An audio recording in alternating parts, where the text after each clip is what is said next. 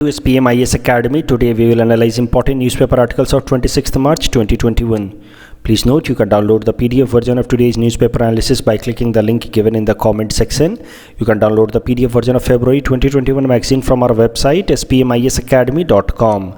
You can also join our WhatsApp group through the link given in the description section for more study materials.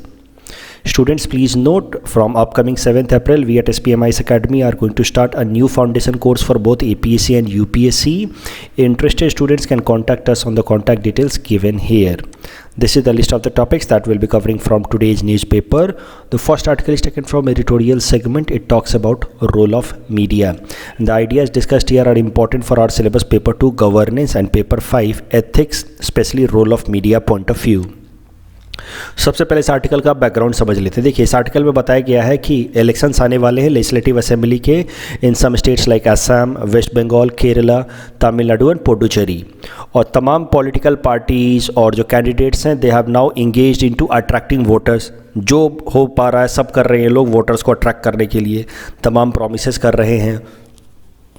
लेकिन इस article में लिखा गया है कि इस वक्त मीडिया को बहुत एक क्रिटिकल रोल प्ले करना चाहिए। जब भी इलेक्शन का सिनेरियो हो, इलेक्शन आने वाला हो, उस टाइम में मीडिया का रोल काफ़ी ज़्यादा बढ़ जाता है, क्रूशियल हो जाता है, क्योंकि ये मीडिया ही है जो लोगों को अवेयर करेगी अबाउट द रियल इश्यूज़, जिन मुद्दों पे वोट करना चाहिए। लेकिन अनफॉर्चुनेटली हमारी मीडिया ट्रिवियल इश्यूज़, बेतुके की बातों में, बकवास मुद्दों में लगे रहती है। रियल इश्यूज़ जो कोर इश्यूज़ हैं जिनको लोगों को जानना चाहिए बिफोर वोटिंग, उसकी बातें कोई नहीं करता। तो देखते हैं इसी आर्टिकल में बताया गया है कि मीडिया को किस तरह से इश्यूज चुनने चाहिए, क्या रियल इश्यूज हैं जिनके बारे में लोगों को बताना चाहिए। तो जो क्वांटिफाइबल चीज़ें हैं जिनके बेसिस पे सरकार का परफॉर्मेंस मेजर होना चाहिए, वो है एम्प्लॉयमेंट। कितनी एम्प्लॉयमेंट जनरेट करा पाई है सरकार, क्या महंगाई को कंट्रोल कर पाई है या नहीं, इन्फ्लेशन, या जीडीपी को किस तरह से कंट्रोल किया है। अगर स्टेट लेजिस्लेटिव असेंबली का इलेक्शन है तो स्टेट जीडीपी की बात कीजिए। तो ये सब चीज़ों को के ऊपर बात करनी चाहिए। मीडिया को हाईलाइट करना चाहिए कि जो मौजूदा सरकार है उसका परफॉर्मेंस किस तरीके से रहा है, और उसके पहले की जो सरकार है उससे कंपेयर करा के बताएं, और अलग अलग पार्टीज़ के इलेक्शन मैनिफेस्टो को डिस्कस करें, ताकि आपको तो पता है कि election manifestos are a kind of promise और commitment made by political parties to the voters that if they come to power they will bring such and such policies. तो मैनिफेस्टो जानना जरूरी है, तो उसी के बेसिस पे तो हम वोट करेंगे। लेकिन मैनिफेस्टो के बारे में कोई बात भी नहीं करता, और हमें वोट करने के पहले in general we are not even aware about the manifesto of a political party. हम तो बस एक पर्टिकुलर पार्टी के लिए मूड बना लेते हैं, किसे वोट देना है, चाहे जो भी बेसिस हो उसके बेसिस पे जाके वोट दे करके आ जाते हैं। और उसके पीछे मीडिया का भी रोल है, क्योंकि मीडिया रियल इशूज़ डिस्कस करता ही नहीं है। मीडिया ट्रिवियल इशूज़, बेबकवास की बातें, बेतुकी बातें डिस्कस करता रहता है। फॉर एग्जाम्पल ओपिनियन पोल, कहाँ किसकी सरकार बनेगी, इसमें लगे हुए हैं सब। कहाँ किसको टिकट मिला, कैसे नॉमिनेशन फाइल हुआ, कहाँ रोड शो हुआ, कहाँ रैली हुआ, यही सब में लगे रहते हैं। ये जान करके हम लोग क्या करेंगे? हमें तो वोट करना है, हमारा काम है वोट करना, और हम जिस ग्राउंड पे वोट करेंगे वो ग्राउंड्स हमें पता होने चाहिए। But media is not talking about that, they are just talking trivial nonsensical issues. और इस आर्टिकल में यही बताया गया, इसी पे फोकस किया गया है कि unfortunately all sorts of media, चाहे वो प्रिंट मीडिया हो, चाहे इलेक्ट्रॉनिक मीडिया हो, या इनफैक्ट सोशल मीडिया हो। सोशल मीडिया को तो देखो कोई रेगुलेटर भी नहीं है। ये सब लोग इस तरह के ट्रिवियल इशूज़ में, नॉनसेंसिकल इशूज़ में लगे हैं, कोई भी रियल मुद्दों पे बात नहीं कर रहा है। तो इस आर्टिकल में तो बस इतना ही दिया है, लेकिन अब रोल ऑफ मीडिया की बात चली है, और since role of media is directly mentioned in our syllabus mains paper, तो रोल ऑफ मीडिया को थोड़ा सा और डिटेल में डिस्कस कर लेते हैं। देखिए, क्यों मीडिया का फ्री होना जरूरी है, इंपॉर्टेंस ऑफ फ्री मीडिया। तो media is considered as fourth pillar of democracy. अगर मीडिया फ्री तरीके से काम ना करे तो डेमोक्रेसी किसी भी देश में सर्वाइव नहीं करेगा। और उसके पीछे काफ़ी सिंपल सा लॉजिक है कि देखिए, डेमोक्रेसी मतलब होता है रूल ऑफ पीपल, लोगों का शासन। और इतने बड़े देश में, मॉडर्न टाइम्स में तो देश काफ़ी बड़े हो चुके हैं as far as geographical area is concern और पॉपुलेशन इज कंसर्न, तो वहाँ पे डायरेक्ट डेमोक्रेसी या डायरेक्ट रूल ऑफ पीपल तो पॉसिबल है नहीं। तो what we follow, representative democracy. बहुत कम ऐसे देश हैं जैसे स्विट्जरलैंड वगैरह जो कुछ हद तक डायरेक्ट डेमोक्रेसी फॉलो करते हैं। Otherwise most of us follow representative democracy, मतलब हम अपने रिप्रेजेंटेटिव चुन करके भेजते हैं और वो हमारे बिहाफ पे फैसले लेते हैं। लेकिन हम जिन मुद्दों पे, जिन ग्राउंड्स पे अपने रिप्रेजेंटेटिव्स को चुनते हैं, वो ग्राउंड्स हमें पता होना चाहिए। We should be aware, then only we can make informed decisions.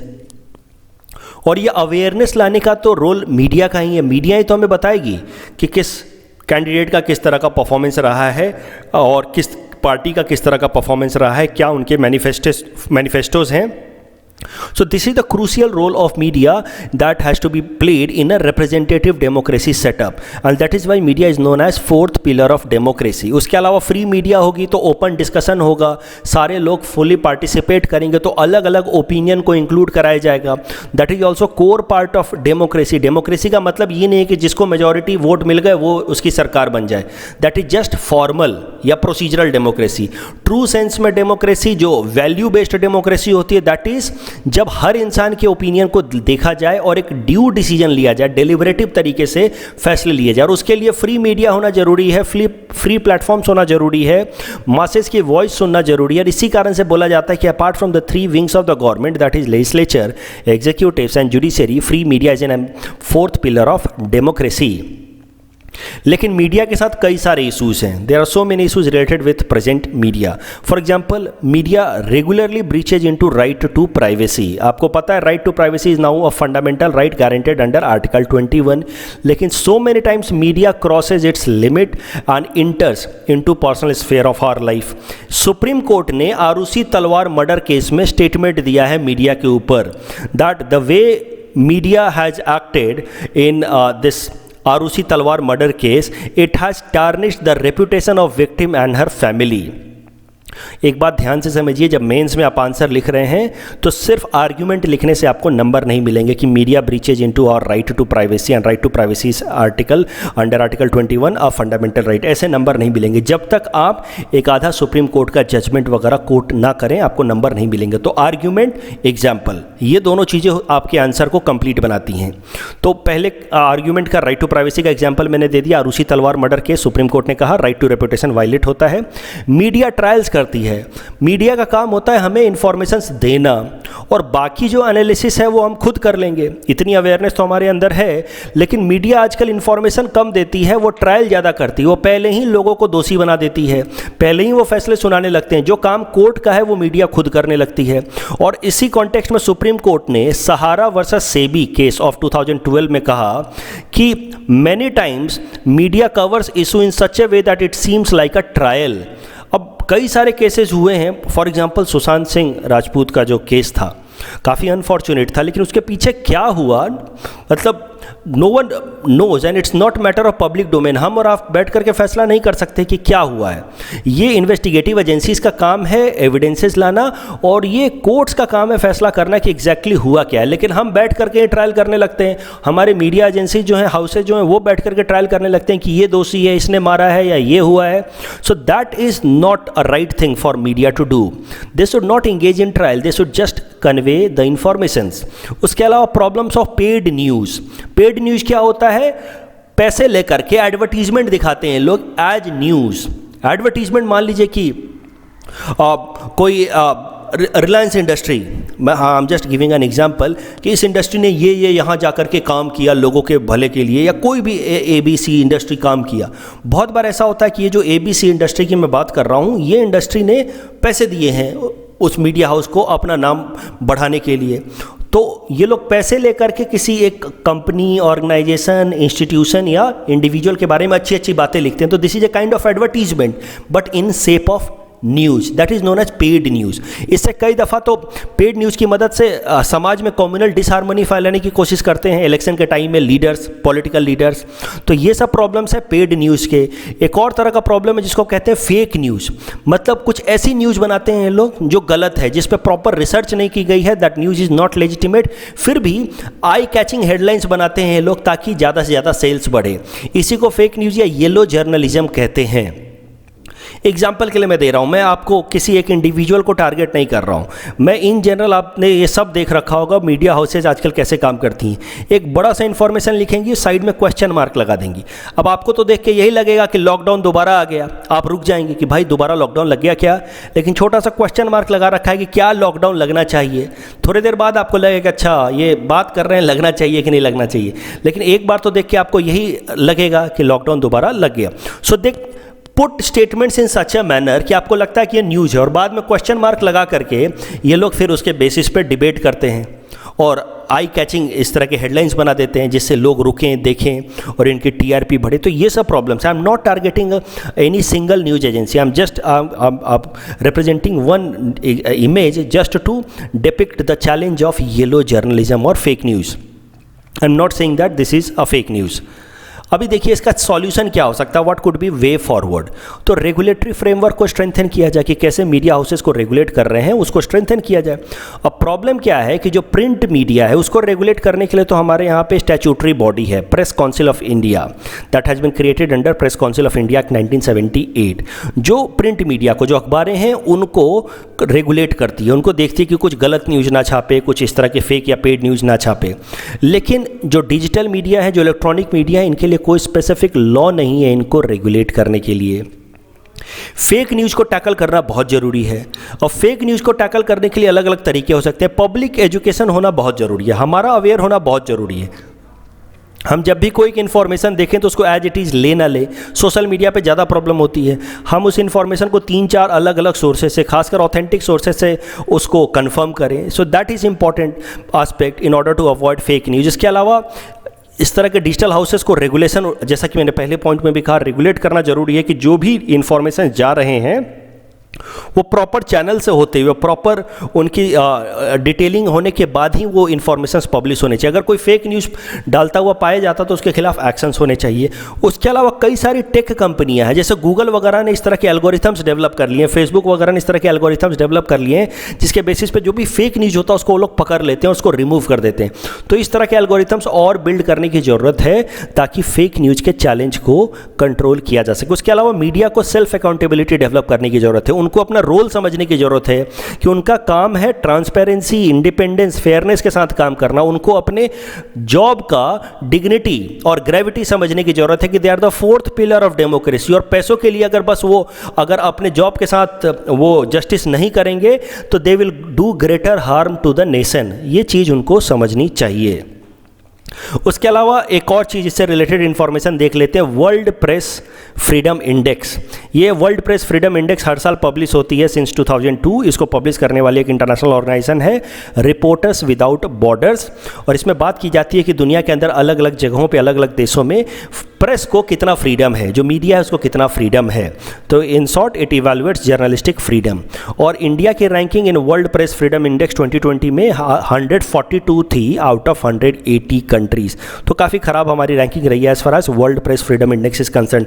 माना जाता है कि हमारे यहाँ के जो मीडिया हैं they act in collusion with the political parties. तो पॉलिटिकल पार्टी से ये लोग इन्फ्लुएंस होकर के या फिर जो सरकार के दबाव में आकर के काम करते हैं, they do not act in free manner. यही कारण है कि हमारी जो world press freedom index ranking है वो काफ़ी ख़राब है। नॉर्वे, फिनलैंड, डेनमार्क ये टॉप 3 कंट्रीज हैं as far as world press freedom index is concern. North Korea सबसे नीचे है, वो तो आना ही था।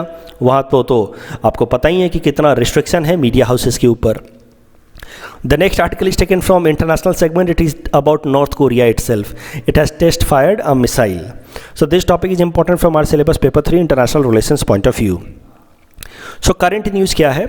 नॉर्थ कोरिया ने एक मिसाइल टेस्ट फायर किया है और जो बिडेन के प्रेसिडेंट बने हुए, अमेरिका में जो बिडेन के प्रेसिडेंट बने हुए लगभग 2 महीने हुए और 2 महीने के अंदर ही नॉर्थ कोरिया ने एक मिसाइल टेस्ट फायर कर लिया है। अब इसमें नई बात क्या है? इसमें नया जैसा कुछ भी नहीं है, क्योंकि नॉर्थ कोरिया का ये ट्रेंड रहा है।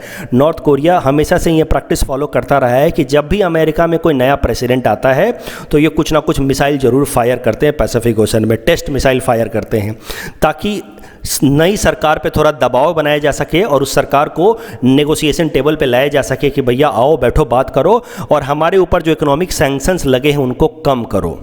तो ये इनकी स्ट्रैटेजी है। देखिए 2017 में भी, 2016 नवंबर या दिसंबर में डोनाल्ड ट्रंप बने थे प्रेसिडेंट और 2017 जनवरी में इन्होंने नया मिसाइल टेस्ट फायर कर दिया था। तो ये इनकी स्ट्रैटेजी है। हर वक्त जब भी कोई नया प्रेसिडेंट बनता है उसको थोड़ा दबाव में लाने के लिए, प्रेशर में लाने के लिए लोग तुरंत मिसाइल फायर करना शुरू कर देते हैं, टेस्ट मिसाइल। ये एक तरह का पावर प्रोजेक्शन है कि देखो इतने इतने मिसाइल हैं मेरे पास। पावर प्रोजेक्शन अपनी ताकत दिखाने का जरिया है और अपना रेंज ये लोग बढ़ाते जाते हैं over a period of time. For example अब इन्होंने 13,000 किलोमीटर तक का मिसाइल रेंज तैयार कर लिया। मतलब नॉर्थ कोरिया से बैठे बैठे ये लोग, जो इनका सबसे लार्ज रेंज वाला मिसाइल है हवासोंग 15, इसकी मदद से ये लोग पूरे का पूरे अमेरिका को कवर कर सकते हैं। तो ये सब फायरिंग करके और रेंज दिखा करके एक तरह की प्रेशर प्रोजेक्शन करते हैं, पावर पावर प्रोजेक्शन करते हैं और प्रेशर टैक्टिक्स है अमेरिका के ऊपर बिल्ड करने का और उसके एलाइज जापान के ऊपर बिल्ड करने का। तो क्यों प्रेशर बिल्ड करते हैं बार बार? क्योंकि इनके ऊपर इकोनॉमिक सैंक्शंस लगा रखा है अमेरिका ने, और वो बार बार अमेरिका के ऊपर इस तरह का प्रेशर बना करके चाहते हैं कि नेगोशिएशन हो अमेरिका के साथ और अमेरिका धीरे धीरे ये इकोनॉमिक सैंक्शंस लिफ्ट करे, क्योंकि नॉर्थ कोरिया की इकोनॉमी पूरी तरह से क्रम्बल कर चुकी है। तो समझते हैं कि आखिर अमेरिका ने इनके ऊपर इकोनॉमिक सैंक्शंस क्यों लगाए हैं। Why US has put economic sanctions over North Korea? तो this is because North Korea has nuclear weapons. तो सवाल ये उठता है कि भाई इंडिया के पास भी न्यूक्लियर वेपन है, फिर नॉर्थ कोरिया के ऊपर ही क्यों? देखो, North Korea is not entitled to have nuclear weapon as per nuclear non proliferation treaty. तो पहले हम ये समझेंगे कि न्यूक्लियर नॉन प्रोलिफरेशन ट्रीटी है क्या। देखिए, ये जो न्यूज़ है नॉर्थ कोरिया ने मिसाइल फायर किया, ये न्यूज़ अपने आप में इंपॉर्टेंट नहीं है एग्जाम पॉइंट ऑफ व्यू से, लेकिन ये मैं बस इसलिए मैंने ये आर्टिकल कवर किया है ताकि आपको न्यूक्लियर नॉन प्रोलिफरेशन ट्रीटी समझा सकूं। तो एक बार फिर से बैकग्राउंड समझिए। जब जब कोई प्रेसिडेंट आता है तो ये मिसाइल फायर करने लगते हैं ताकि इनके ऊपर जो इकोनॉमिक सैंक्शंस लगे हैं वो हटा लिए जाए। इकोनॉमिक सैंक्शंस इनके ऊपर इसलिए लगे हैं क्योंकि ये इनके पास न्यूक्लियर वेपन है और they are not signatory to nuclear non proliferation treaty और they are not party to nuclear non proliferation treaty and they are not entitled to have nuclear weapon according to this treaty. तो सबसे पहले इस treaty को समझते हैं, फिर इस मुद्दे पे आएंगे। तो देखिए, ये ट्रीटी के हिसाब से, न्यूक्लियर नॉन प्रोलिफरेशन ट्रीटी के हिसाब से दुनिया के बस 5 ऐसे कंट्री हैं जिनको हम P5 कंट्रीज भी कहते हैं, UK, US, France, China, Russia, that are allowed to have nuclear weapons, जो यूनाइटेड नेशन सिक्योरिटी काउंसिल में परमानेंट कंट्रीज हैं। उनके अलावा बाकी पूरी दुनिया को न्यूक्लियर वेपन रखने का अधिकार नहीं है। बट फिर भी दुनिया के कुछ ऐसे देश हैं जिन्होंने न्यूक्लियर वेपन बना रखा है despite this nuclear non proliferation treaty and they are not part of this nuclear non proliferation treaty. Example के लिए देखिए, सबसे पहले तो नॉर्थ कोरिया है ही। नॉर्थ कोरिया पहले न्यूक्लियर नॉन प्रोलिफरेशन ट्रीटी को साइन कर चुका था, फिर 2003 में ये पुल आउट कर गया न्यूक्लियर नॉन प्रोलिफरेशन ट्रीटी से और इसने अपने न्यूक्लियर वेपन्स बनाने शुरू कर दिए सिंस 2006। उसके अलावा इंडिया और पाकिस्तान तो हैं ही, हमारे पास भी न्यूक्लियर वेपन है और हम लोग we are not signatory to nuclear non proliferation treaty. उसके अलावा अगर आप साउथ सूडान को देखें तो South Sudan is not signatory state to nuclear non proliferation treaty. लेकिन साउथ सूडान और इंडिया पाकिस्तान में अंतर क्या है कि इंडिया पाकिस्तान सिग्नेटरी नहीं है नॉन न्यूक्लियर प्रोलिफरेशन ट्रीटी का, लेकिन इनके पास न्यूक्लियर वेपन है, जबकि साउथ सूडान के पास ना न्यूक्लियर वेपन है ना इसने NPT साइन कर रखा है। तो ये कुछ एक देश हैं, ध्यान से देखिए, इजराइल, पाकिस्तान और इंडिया, ये जो रेड कलर से हमने दिखाए हैं, इजराइल, पाकिस्तान और इंडिया, इनके पास न्यूक्लियर वेपन्स हैं और हम इन तीनों ने nuclear non proliferation treaty sign नहीं कर रखा है। साउथ सूडान की बात करें तो इसके पास न्यूक्लियर वेपन नहीं है और इसने न्यूक्लियर नॉन प्रोलिफरेशन ट्रीटी कभी साइन नहीं किया था, जबकि नॉर्थ कोरिया के पास न्यूक्लियर वेपन है, इसने पहले nuclear non proliferation treaty sign किया था, बाद में इसने पुल आउट कर लिया और इसने अपना न्यूक्लियर वेपन बना लिया। अब प्रॉब्लम यह है कि इजराइल को, पाकिस्तान को और इंडिया को, despite these countries not being signatory of NPT, इनको अमेरिका ने एग्जेम्पशंस दे रखे हैं, इन पे ट्रेड सैंक्शंस नहीं लगाए हैं। हमारे ऊपर लगाए थे ट्रेड सैंक्शंस लेकिन बाद में पुल आउट कर लिए। तो हमारे ऊपर इन 3 कंट्रीज़ के ऊपर सैंक्शंस नहीं है, लेकिन नॉर्थ कोरिया ने जब न्यूक्लियर वेपन बनाए तो उसके ऊपर ट्रेड सैंक्शंस लगा दिए और तब से इसकी इकोनॉमी पूरी तरह से कोलैप्स कर रही है। तो इसी कारण से नॉर्थ कोरिया अलग अलग प्रेशर टैक्टिक्स अपनाता है अमेरिका को प्रेशराइज करने के लिए, ताकि इसके ऊपर से भी न्यूक्लियर इसके ऊपर से जो इकोनॉमिक सैंक्शंस हैं वो रिमूव कर लिए जाएं। इस टॉपिक के बेसिस पे हमने आपको एक प्रैक्टिस क्वेश्चन दे रखा है। You can attempt this question and you can submit the answer in the comment section. The next article is taken from National segment. It is about new Chief Justice of India. This topic is important from our syllabus paper 3 Indian polity point of view. So देखिए, current news ये है कि हमारे देश के chief justice of India S A Bobde साहब अब retire होंगे, अगले महीने अप्रैल 23 को रिटायर हो जाएंगे। और रिटायर होने से पहले इन्होंने जस्टिस NV रमन्ना का नाम इन्होंने रेकमेंड किया है भारत सरकार को। जस्टिस NV रमन्ना का नाम रेकमेंड किया है to be next chief justice of India. और इसके साथ ही justice NV Ramana will become 48th chief justice of India और he will remain chief justice of India till 26 August 2022। अगले साल तक ये चीफ जस्टिस ऑफ इंडिया रहेंगे। ये तो आपको पता ही है कि सुप्रीम कोर्ट के सारे जजेज रिटायर होते हैं एट द एज ऑफ 65। तो जस्टिस एस ए बोबडे साहब का एज कंप्लीट हो रहा है 65 ऑन अप्रैल 23, उसके बाद ये रिटायर हो जाएंगे।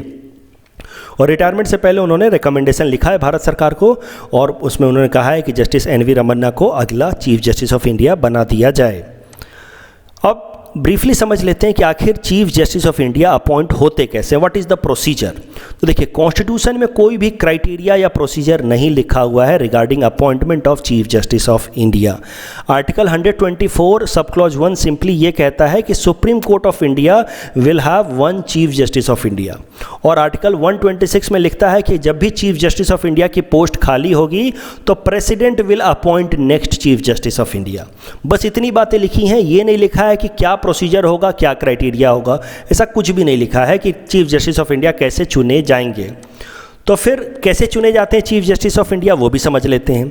तो एक अग्रीमेंट साइन हुई है, सॉर्ट ऑफ अग्रीमेंट है भारत सरकार और जुडिशरी के बीच में। इसको हम लोग कहते हैं memorandum of procedure, that is between government of India and judiciary.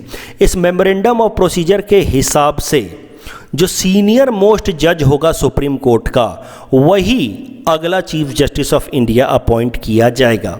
तो मतलब कॉन्स्टिट्यूशन में कुछ भी नहीं लिखा है, लेकिन इस मेमोरेंडम ऑफ प्रोसीजर के हिसाब से जो भी out going chief justice of India हैं, जो मतलब रिटायर हो रहे हैं चीफ जस्टिस ऑफ इंडिया, वो अगले जो सीनियर मोस्ट सुप्रीम कोर्ट के जज हैं उनको नॉमिनेट कर देंगे, उनका रिकमेंडेशन दे देंगे भारत सरकार को, और फिर भारत सरकार उस इंसान को जिसका नॉमिनेशन या रिकमेंडेशन आया है current chief justice of India के हवाले से, उसको next chief justice of India appoint कर देगी। ध्यान रखने वाली बात यहाँ पे ये है कि जो चीफ जस्टिस के पोस्ट के लिए जो सीनियरिटी देखी जाती है, that seniority is not on the basis of age, कि भाई आपकी एज ज़्यादा है तो आप सीनियर, ऐसा नहीं है। Seniority is taken on the basis of the number of days that जज has completed in supreme court.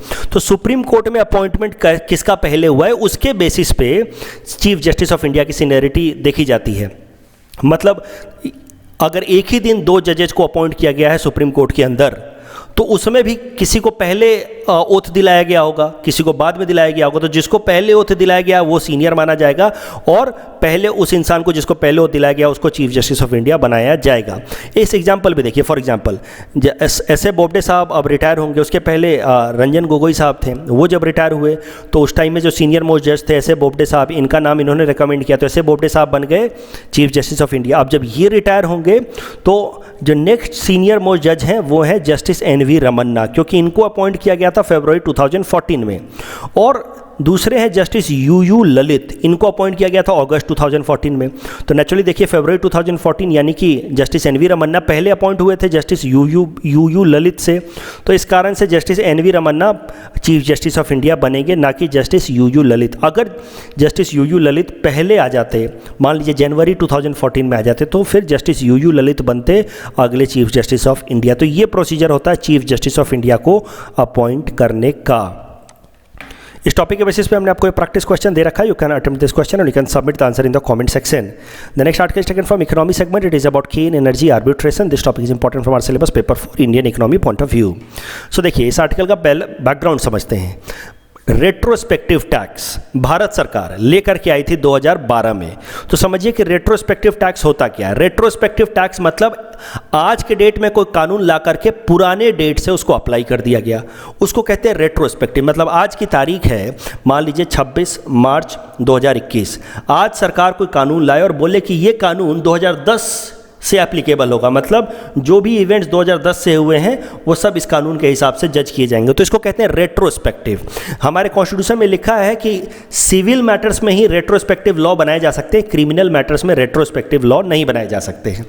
तो अब देखिए, एक रेट्रोस्पेक्टिव कानून लाया गया 2012 में, जिसमें कैपिटल गेन टैक्स का कॉन्सेप्ट लाया गया। That capital gain tax applicable किया गया since 1962 on merger and acquisition. तो देखिए, कैपिटल गेन टैक्स तो आप समझते होंगे कि जब भी आपको कोई कैपिटल गेन होता तो उस पर टैक्स लगता है। कैपिटल गेन किस तरीके का, मान लीजिए कि आपने 1 करोड़ का फ्लैट खरीदा और उसको 1.5 करोड़ में बेच दिया, तो आपको इस प्रोसेस में 50 लाख का फ़ायदा होगा। ये जो 50 लाख का प्रॉफिट है ना, इसको कहेंगे कैपिटल गेन, और इस तरह के कैपिटल गेन पे लगता है टैक्स। तो भारत सरकार ने एक कानून लाया 2012 में, जिसमें उन्होंने कहा कि अगर 2 कंपनियों का मर्जर या एक्विजिशन होता है तो उसमें जिस कंपनी को फ़ायदा होता है या हुआ है उस कंपनी पे लगेगा कैपिटल गेन टैक्स, और ये कानून रेट्रोस्पेक्टिव होगा। और ये 1962 के बाद से जो भी मर्जर और एक्विजिशंस हुए हैं उन सब पे ये कानून लगेगा। तो रेट्रोस्पेक्टिव तरीके से कैपिटल गेन टैक्स का कॉन्सेप्ट लेकर के आ गए और 1962 के बाद से सारे केसेस में इन्होंने लगा दिया। अब केन एनर्जी पे इस तरह का एक लाइबिलिटी आ गया, टैक्स लाइबिलिटी। इसी तरीके का वोडाफोन पे भी लाइबिलिटी आया। तो पहले केन एनर्जी का एग्जांपल देखते हैं। देखिए केन एनर्जी 2006 में ये पब्लिक लिस्टिंग में गई थी, मतलब आईपीओ कराया था उसने, तो उस टाइम में इसको थोड़ा कैपिटल गेन हुआ था। फिर 2011 में इसने अपने कुछ शेयर वेदांता को बेचे थे, तो एक तरीके से कुछ शेयर्स वेदांता ने एक्वायर किए थे, तो उसमें भी इसको कुछ कैपिटल गेन हुआ था। और 2012 में ये रेट्रोस्पेक्टिव कानून आ गया, और इस रेट्रोस्पेक्टिव कानून के हिसाब से मर्जर या एक्विजिशन में जब भी आपको कैपिटल गेन होगा तो उस पर टैक्स भरना है। और इस कानून के हिसाब से 2014 में हमारी टैक्स अथॉरिटीज़ ने केन एनर्जी से मांगे 10,247 करोड़ रुपए, 10,200 करोड़ का टैक्स इन पे इम्पोज कर दिया कि भाई भरो, ये 2012 वाले कानून के हिसाब से इतना बनता है तुम्हारा टैक्स। अब वोडाफोन, ये जो केन एनर्जी है, इसने टैक्स देने से मना कर दिया। इसने कहा कि आप रेट्रोस्पेक्टिव तरीके से ये कानून नहीं ला सकते, और उसने हवाला दिया कि भाई ये जो आपका कानून है retrospective law, that is against UK India bilateral investment treaty that was signed in 1994। तो यूके और इंडिया के बीच में एक इन्वेस्टमेंट ट्रीटी साइन हो चुकी है। उस ट्रीटी के हिसाब से इन्होंने कहा कि एनर्जी वालों ने कि आप रेट्रोस्पेक्टिव टैक्स नहीं लगा सकते। तो अब एक तरह का डिस्प्यूट हो गया। सरकार कह रही है कि हमने एक कानून बनाया है, और केन एनर्जी वाले कह रहे हैं कि ये कानून हमारे, आपके देश के और यूके की सरकार के अग्रीमेंट के हिसाब से ये हमारे ऊपर ये टैक्स नहीं लग सकता। केन एनर्जी इज यूके बेस्ड, तो इस कारण से अब केन एनर्जी कह रहे हैं कि हमारे ऊपर ये टैक्स नहीं लगना चाहिए। अब ये मैटर फिर पहुंचा परमानेंट कोर्ट ऑफ आर्बिट्रेशन में इन हेग, और फिर न्यूज क्या आई पिछले साल, मुझे लगता है दिसंबर 2020 में परमानेंट कोर्ट ऑफ आर्बिट्रेशन ने अपना फैसला सुनाया। उसमें फैसला उसने केन एनर्जी के हक में दिया। उसने कहा कि भारत सरकार का ये जो डिसीजन है रेट्रोस्पेक्टिव टैक्स का, दिस इज अनफेयर। यहाँ पे पूरी की पूरी हिस्ट्री दे रखी है, एक बार आप पढ़ सकते हैं अगर आपको केन एनर्जी का हिस्ट्री समझना है। वैसे मैं पहले भी इसको कर चुका हूँ इन माई न्यूज़ पेपर एनालिसिस में, इसको कवर कर चुका हूँ इन माई एनालिसिस ऑफ 25 दिसंबर 2020, तो उसको भी जाकर के आप देख सकते हैं डिटेल में अगर आपको समझना है तो। अब इसमें करंट न्यूज़ क्या है, इसमें एक्स्ट्रा डेवलपमेंट्स क्या हुए हैं, अपडेट क्या हुए हैं। भारत सरकार ने इस परमानेंट कोर्ट ऑफ आर्बिट्रेशन का फैसला मानने से इनकार कर दिया है। उन्होंने इसके खिलाफ फिर से अपील कर दिया है, और अपील किया है इस बार नेदरलैंड के कोर्ट के अंदर। नेदरलैंड में क्यों? क्योंकि ये जो परमानेंट कोर्ट ऑफ आर्बिट्रेशन जो हमने चुना था वो नेदरलैंड बेस्ड था। हेग आपको पता है नेदरलैंड के अंदर है, तो जिस देश के अंदर ये परमानेंट कोर्ट ऑफ आर्बिट्रेशन या ट्रिब्यूनल था, उसी देश के हायर कोर्ट में अब भारत सरकार ने अपील किया है against the decision of the tribunal और the permanent court of arbitration. तो मतलब हमने नेदरलैंड के एक हायर कोर्ट में इस PCA permanent court of arbitration के फैसले के खिलाफ कंप्लेन कर दिया है। इसी तरीके का मामला है वोडाफोन और इंडिया भारत सरकार के बीच में। ये जो रेट्रोस्पेक्टिव कानून था, हमने जब वोडाफोन पे लगाया तो उसके 22,000 करोड़ का लगभग टैक्स निकल के आ रहा था। जब इन्होंने मांगा भारत सरकार ने, तो वोडाफोन ने देने से इनकार कर दिया। फिर ये भारत सरकार ने जब ये वोडाफोन से मांगा तो वोडाफोन ने भारत सरकार के ऊपर कंप्लेन कर दिया in court of arbitration in Singapore. तो सिंगापुर कोर्ट ऑफ आर्बिट्रेशन का भी फैसला भारत सरकार के खिलाफ आया। तो मतलब दो बार बेइज्जती हो चुकी है हमारी, एक बार court of arbitration in Hague against Cairn Energy, और एक बार court of arbitration in Singapore against Vodafone. दोनों बार भारत सरकार हारी है। दोनों बार इन आर्बिट्रेशन ने या ट्रिब्यूनल ने कहा है कि भारत सरकार का जो रेट्रोस्पेक्टिव लॉ है ये अनफेयर है। बट फिर भी हमने क्या किया, यहाँ पे भी नहीं माने। वोडाफोन वाले केस में भी हमने सिंगापुर के एक हायर कोर्ट में अपील कर दिया अगेंस्ट वोडाफोन। तो मतलब फिर से ज़्यादातर चांसेज हैं कि हम फिर से केस हारेंगे, वो हायर कोर्ट में भी हारेंगे, लेकिन अभी भी हम मान नहीं रहे हैं। सरकार को ये बात अच्छे से समझनी हो कि जब भी रेट्रोस्पेक्टिव टैक्स लाया जाता है ना, तो उस देश का इमेज खराब होता है। कोई भी बाहर की कंपनी आना नहीं चाहती है वैसे देश में जो देश रेट्रोस्पेक्टिव टैक्स लगाता है। आज आप कोई भी बाहर की कंपनी आई और कल होकर के आप कानून बदल देंगे, बोलेंगे कि आप तुम पे 10% नहीं 50% टैक्स लगेगा। तो इस तरह के कानून वाले देश में इस तरह का जो अगर हिस्ट्री हो किसी भी देश का कि वो रेट्रोस्पेक्टिवली टैक्स लगाता है, तो वहाँ पे एफडीआई को नेगेटिव इम्पैक्ट पड़ता है। और सरकार को ये बात समझनी चाहिए, और 2 बार जब हमारे अगेंस्ट फैसला आ चुका है तो अब इस मैटर को ड्रॉप कर देना चाहिए। ये लगातार अलग अलग आर्टिकल्स में पब्लिश हो रहा है, और इस साल के लिए बहुत इंपॉर्टेंट न्यूज़ है, क्योंकि 2 फैसले वोडाफोन के और केन एनर्जी के फैसले इसी साल आए। इस साल मतलब 2020 में आए हैं। अभी in our most probable PT segment for APSC में आज से हम लोग क्वेश्चंस एपीएससी के लिए टेम्पोररीली डिसकंटिन्यू कर रहे हैं, क्योंकि देखिए लगभग 510 क्वेश्चन मैं आपको करा चुका हूँ।